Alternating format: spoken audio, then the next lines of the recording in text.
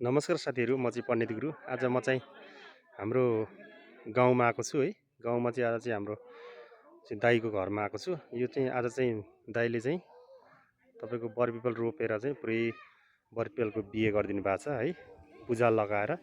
त्यो कारणले गर्दा आज म चाहिँ गाउँतिर आएको छु साथीहरू।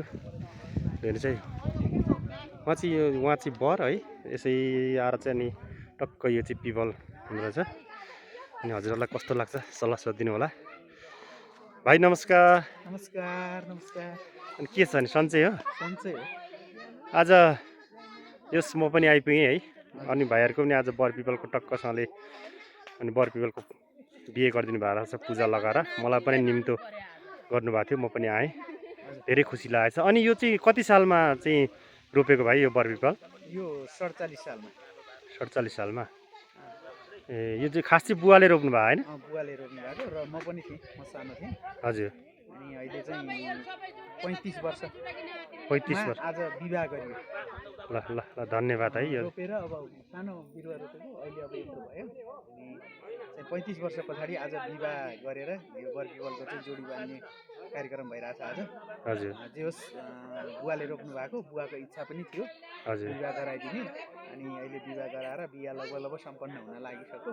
हजुर। यसमा रोप्दा पनि म सँगै थिएँ, अहिले विवाह गर्दा पनि म सँगै छु अहिलेसम्म। ल धन्यवाद। बुवाको इच्छा थियो, यो बुवाको इच्छा पुरा गर्नको लागि धन्यवाद। अनि यो त यो एउटा चलने एउटा इतिहासै छ है। यो बरपिपलको चाहिँ बिहे नगरेसँग चाहिँ यो कुनै कार्यमा चल्दैन भन्छन्, यो के यो कुरा हो? अब हामीले बुझेसम्म चाहिँ कहीँ पातहरू चढाउनेमा चाहिँ विवाह गरेकै चाहिन्छ भन्ने चाहिँ हो।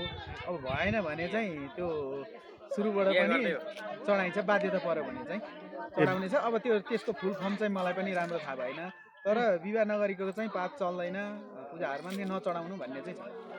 अनि एउटा यो हाम्रो संस्कारमा पनि तपाईँको जति पाप गरे पनि, पाप भए तापनि हामीले पाप चाहिँ पुण्य गर्नको लागि चाहिँ बरपिपल रोप्यो भने चाहिँ सबै पापको चाहिँ कटनी हुन्छ अरे भन्छन्। यो कस्तो यो कुरा कस्तो लाग्छ, हो कि होइन होला?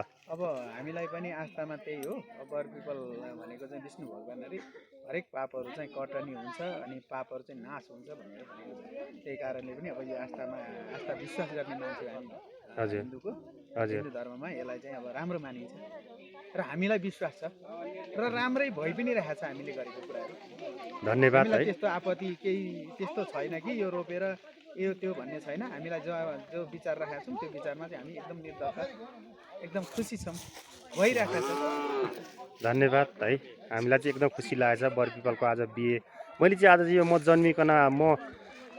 जन्मिकन म 35-36 वर्षको उमेर भयो मेरो। म जन्मिकन चाहिँ आजै मैले फर्स्ट देखेँ यो बरपिपलको बिहे चाहिँ। मलाई पनि धेरै खुसी लागेको छ है। साथीहरूलाई कस्तो लाग्छ सल्लाह सुझाव गरिदिनु होला र हेरिदिनु होला भन्न चाहन्छु। हस् त, नमस्ते, बाई बाई। हस्, धन्यवाद।